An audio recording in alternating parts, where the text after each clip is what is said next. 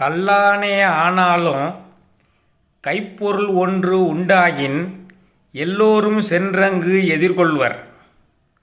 இல்லானை இல்லாலும் வேண்டால் மற்று ஈன்றெடுத்த தாய் வேண்டால் செல்லாது அவன் வாயில் சொல்.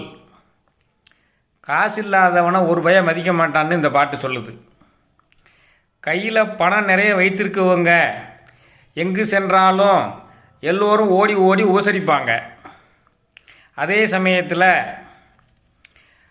நிறைய காசு இல்லாமல் அறிவாளியாக இருந்தால் கூட இல்லானை இல்லாலும் வேண்டால் வீட்டில் உள்ள மனைவி கூட மதிக்க மாட்டாள்.